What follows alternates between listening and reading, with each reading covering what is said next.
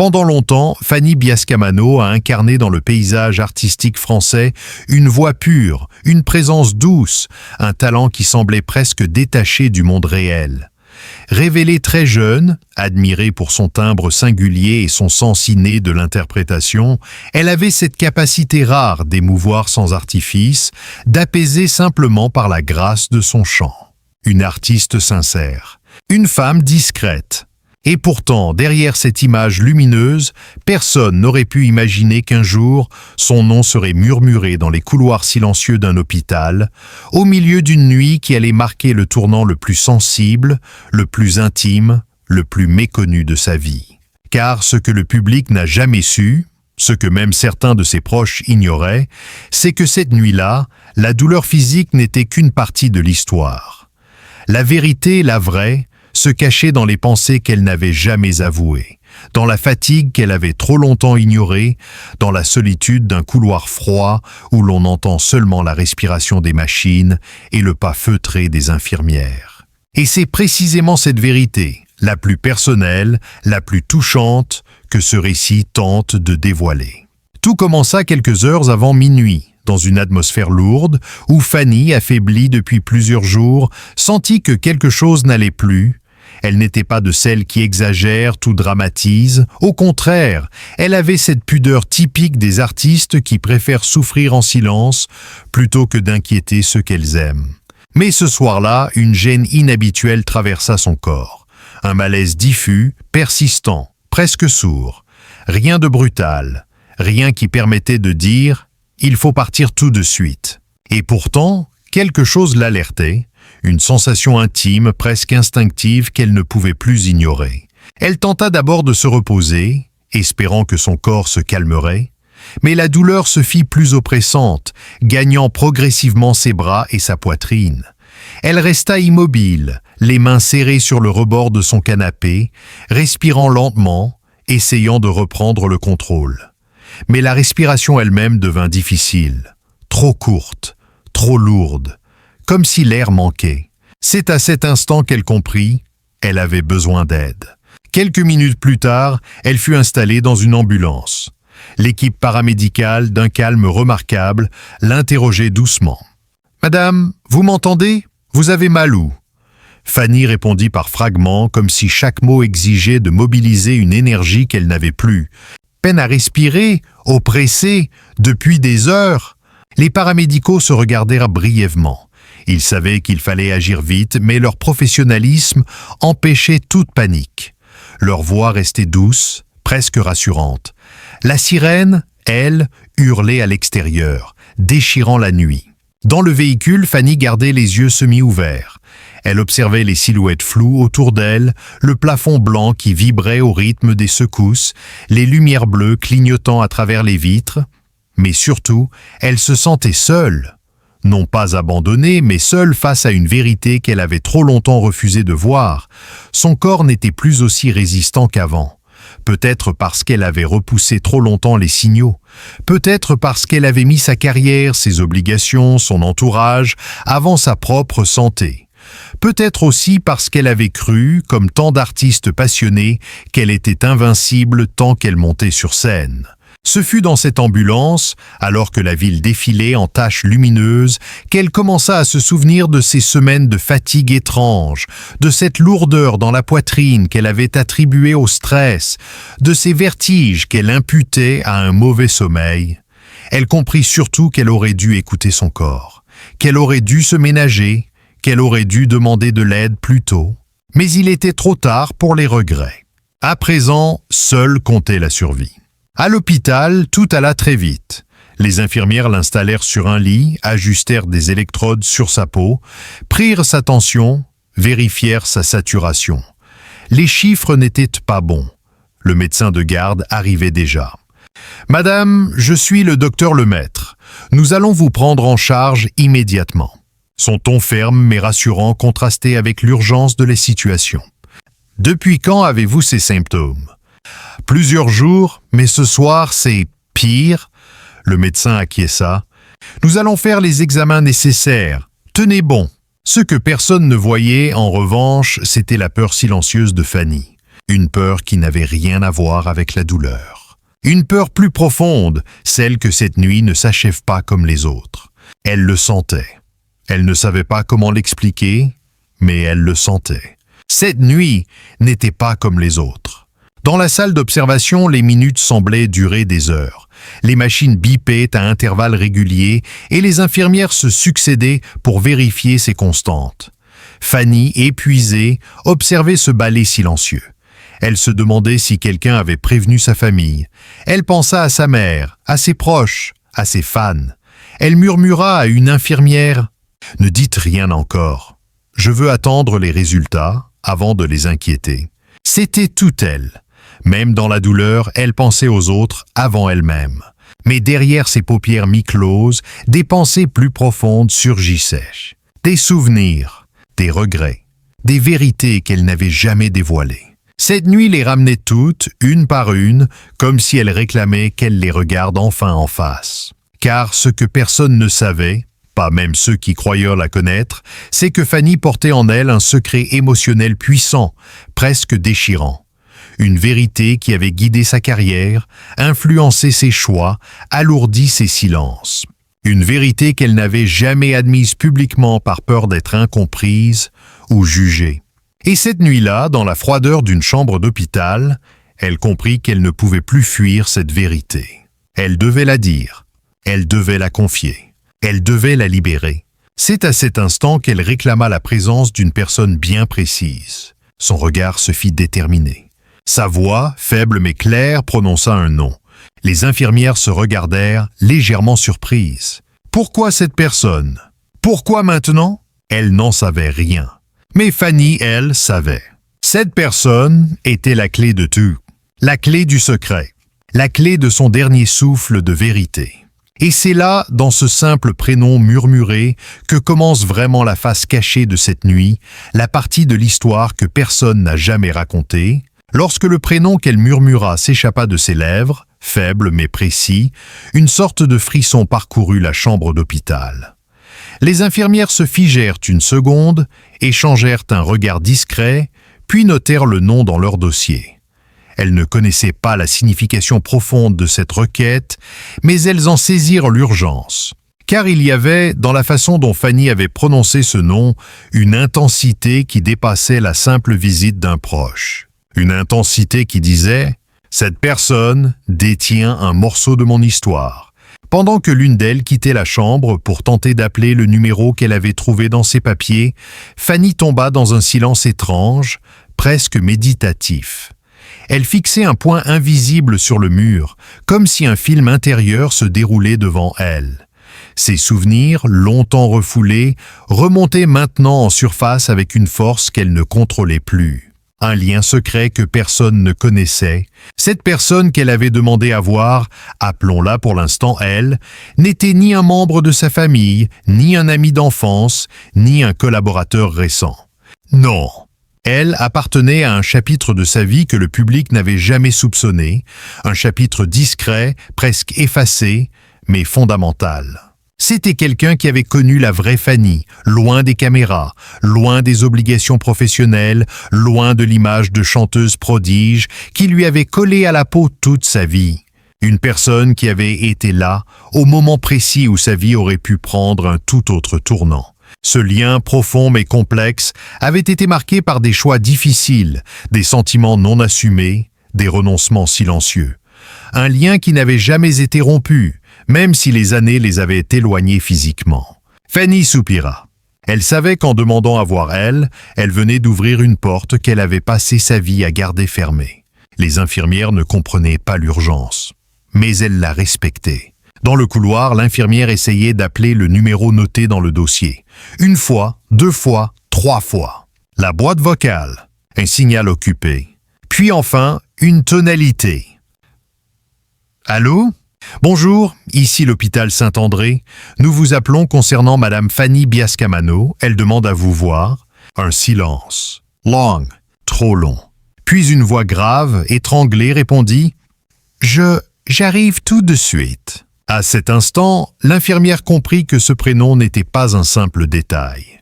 La voix au téléphone tremblait.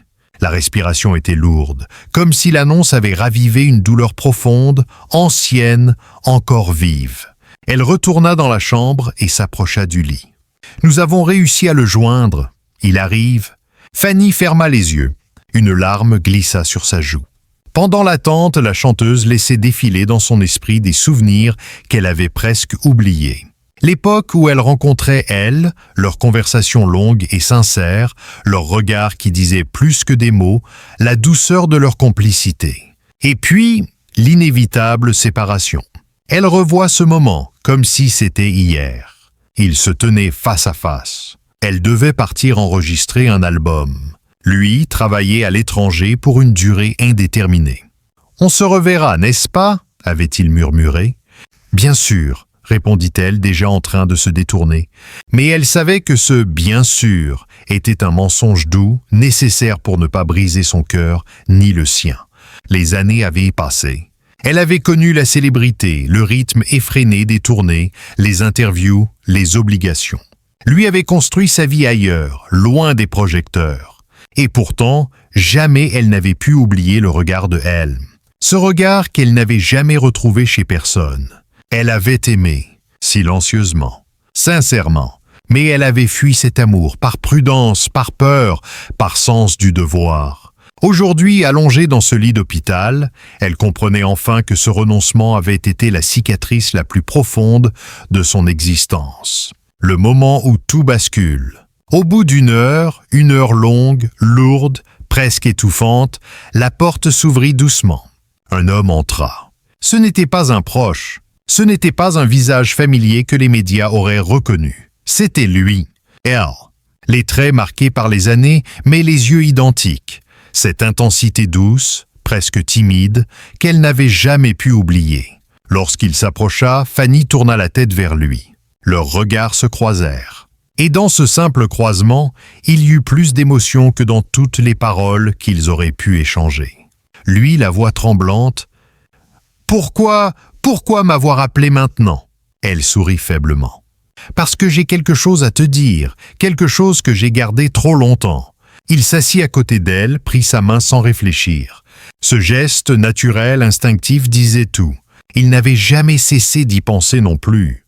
La vérité commence à s'ouvrir. Ce fut alors, en présence de l'homme qui avait marqué son cœur comme aucun autre, que Fanny trouva enfin la force de parler. Sa voix était faible, presque brisée par la fatigue, mais chaque mot était chargé d'une vérité qu'elle n'avait jamais osé exprimer. Cette nuit pourrait être la dernière où je peux encore dire ce que j'ai gardé pour moi, et je ne veux plus partir avec ce poids sur la poitrine. Il la regarda bouleversée. « Fanny, tu n'as rien à prouver, rien à justifier. » Elle serra sa main. « Si, j'ai quelque chose à avouer, quelque chose que tu dois savoir. » Il voulut parler, mais sa voix se brisa. Alors il se tut. Il attendit. Fanny inspira. Ses yeux se mouillèrent. Puis elle murmura. « Ce que je dois te dire, c'est la vérité que j'aurais dû te dire il y a des années. » Sa respiration devint plus lente, plus profonde. Sa main trembla dans la sienne. Et cette vérité, elle ferma les yeux. Une larme coula. « C'est que je t'ai aimé, plus que je n'ai jamais voulu l'admettre. » Cette phrase, prononcée dans une chambre blanche, entre deux machines qui bipent doucement, fut comme un coup près, une libération, un aveu sublime. Un aveu que elle n'avait jamais osé espérer entendre. Il resta immobile, submergé.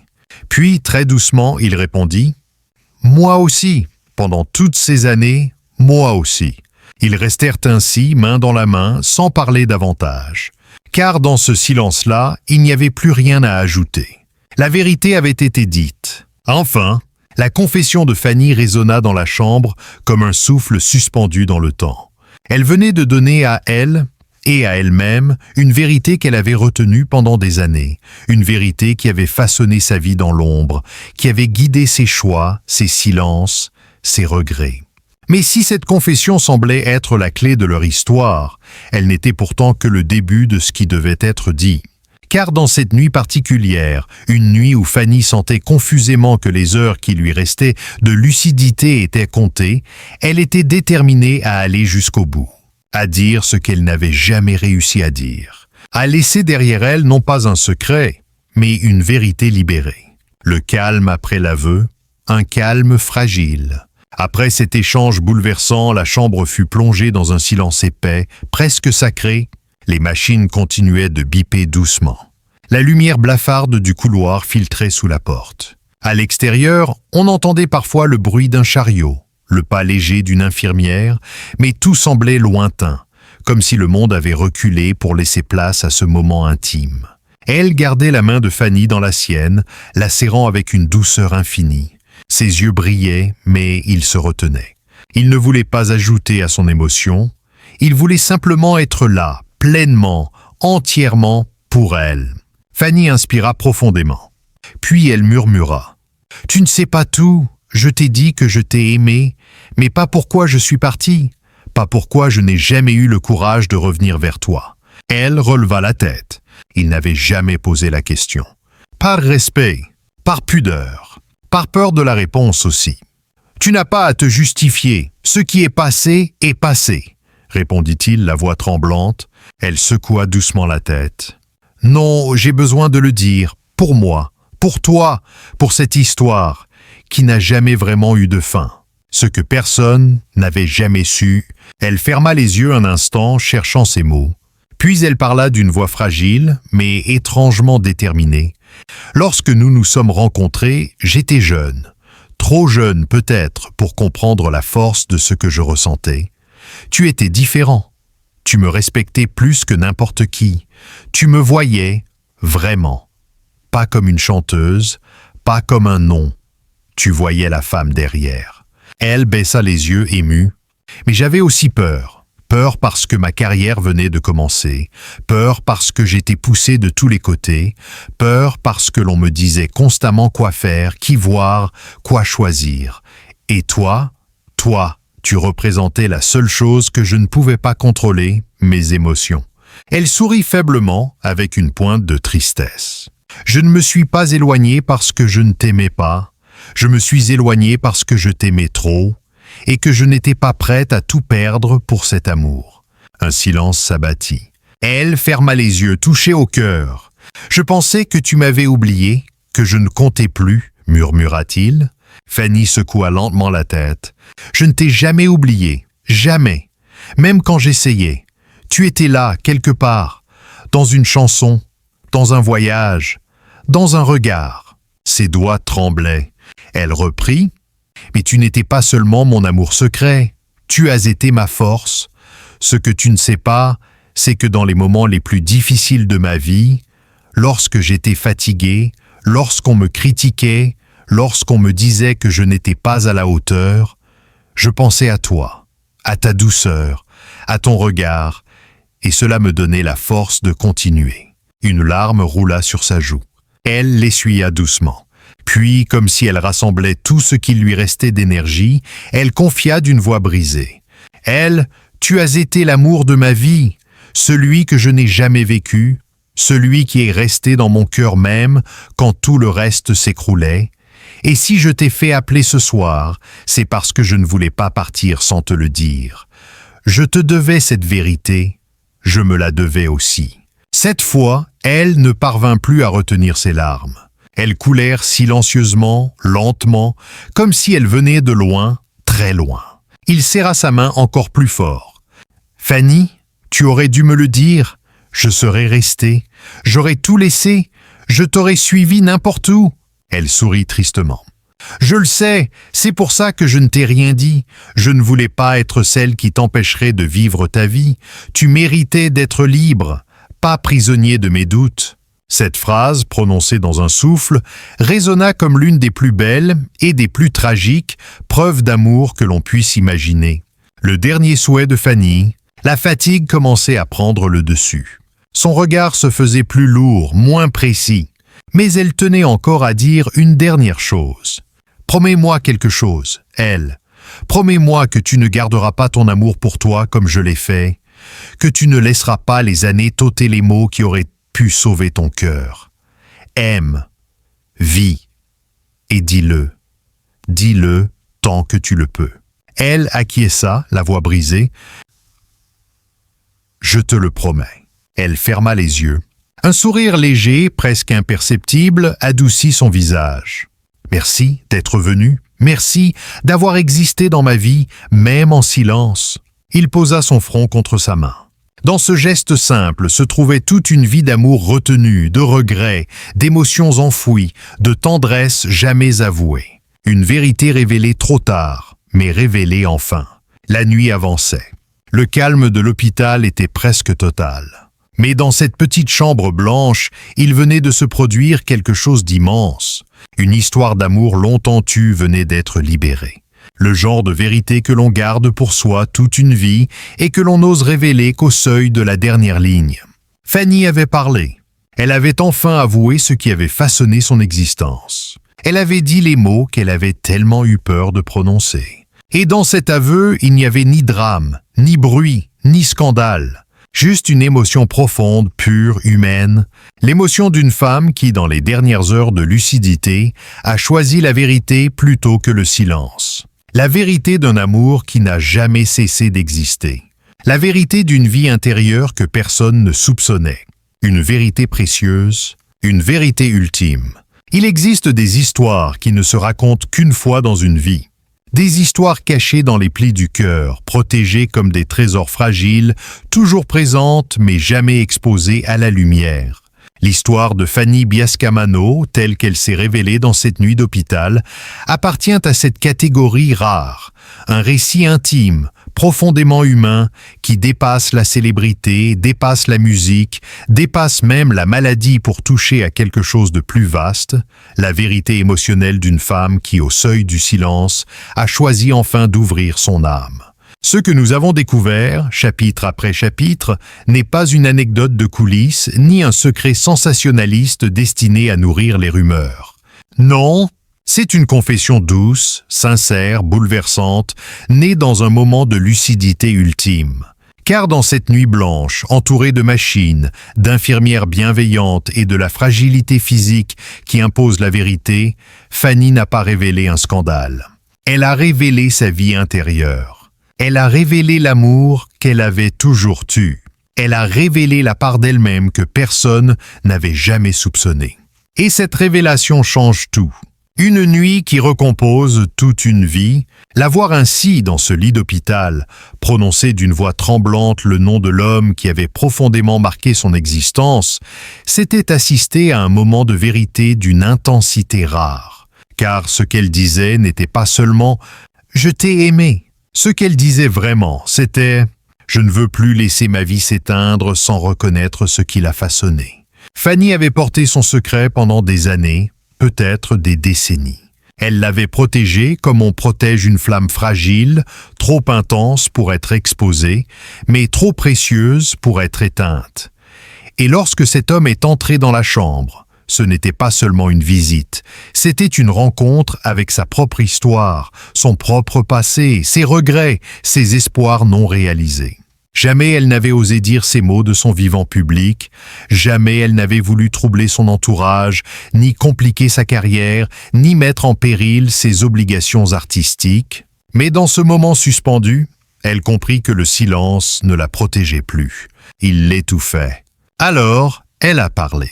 Elle a avoué, elle a aimé, enfin à voix haute. L'amour comme ultime vérité, ce que cette confession nous enseigne, c'est que chacun, même les artistes que l'on croit connaître par cœur, porte en soi une histoire invisible. Une blessure douce, une passion jamais consommée, un regret profond, un chapitre secret. Pour Fanny, cet amour avait été un pilier silencieux. Il l'avait faite grandir. Il l'avait accompagnée dans les moments difficiles. Il avait nourri son interprétation artistique, cette émotion unique que ses chansons portaient comme une vibration intime. Et surtout, il avait façonné sa vision de la vie. Lorsqu'elle dit à elle « Tu as été l'amour que je n'ai jamais vécu », elle ne parlait pas d'un échec, mais d'un destin. Car certaines histoires ne se vivent pas pleinement dans la réalité. Elles se vivent dans les regards, dans les silences, dans les choix que l'on fait ou que l'on ne fait pas. Ces histoires-là ne s'effacent jamais. Elles deviennent des racines profondes. L'amour de Fanny n'était pas une absence. C'était un fil rouge qui traversait toute son existence. Un message universel. La force de ce récit ne réside pas seulement dans ce qu'il révèle sur elle, il réside dans ce qu'il révèle sur nous tous. Car qui n'a jamais aimé sans oser le dire? Qui n'a jamais regretté un mot retenu? Qui n'a jamais laissé le temps décider à sa place? Fanny nous montre que la pudeur peut devenir une prison, que le silence peut devenir un fardeau, et que parfois, les mots que nous n'osons pas prononcer sont ceux qui auraient pu changer notre vie. Son dernier souhait, adressé à l'homme qu'elle avait aimé en secret, était une prière humaine, simple, universelle. Aime sans te cacher, aime tant que tu en as la force. Et dis-le, toujours, c'est probablement la plus belle leçon qu'un artiste puisse laisser. Une leçon de sincérité, une leçon de courage émotionnel, une leçon de vie, une étoile qui continue d'éclairer. Aujourd'hui, alors que nous repensons à cette nuit douloureuse mais lumineuse, il nous reste quelque chose de précieux. Le sentiment d'avoir aperçu le vrai visage de Fanny, celui qu'elle n'avait jamais dévoilé au-delà de ses chansons. Un visage humain, authentique, rempli de douceur et de vérité. Et peut-être qu'au fond, c'est cela qui rend son histoire si bouleversante. Elle nous rappelle que derrière chaque artiste, il y a un être fragile, inquiet, amoureux, imparfait, un être comme nous. Son aveu n'était pas une fin, c'était un commencement. Le commencement d'une compréhension nouvelle de sa vie, de son art, de sa sensibilité, un héritage invisible mais puissant. Un héritage que nous pouvons choisir de porter en nous. Si vous avez été touché par l'histoire de Fanny Biascamano, si ces mots vous ont ému, si son dernier souffle de vérité vous a rappelé quelque chose de personnel, alors je vous invite sincèrement à rejoindre cette communauté qui explore la face humaine des célébrités. Ici, nous racontons ce que les caméras ne montrent pas. Nous cherchons ce que les biographies oublient. Nous révélons ce que les stars ne disent qu'à voix basse. Pour continuer à recevoir des récits authentiques, profonds et émotionnels comme celui-ci, abonnez-vous à la chaîne. Votre abonnement nous permet de poursuivre nos enquêtes, de donner vie à des histoires oubliées, de protéger la mémoire des artistes et de créer chaque semaine des récits inédits. Likez la vidéo. Cela aide énormément et montre que ces contenus ont de la valeur pour vous. Laissez un commentaire. Partagez ce que vous avez ressenti. Avez-vous vécu un amour silencieux? Cette histoire vous a-t-elle rappelé quelqu'un? Votre témoignage compte. Activez la cloche pour ne manquer aucune nouvelle vidéo, aucun nouveau reportage, aucune histoire vraie. Merci d'avoir lu jusqu'au bout. Merci pour votre confiance. Merci d'être là, tout simplement. Et surtout, aimez, vivez, osez dire les mots que vous n'avez jamais dits. Parce qu'un jour, comme Fanny, nous comprendrons tous que la vérité du cœur est la plus importante de toutes.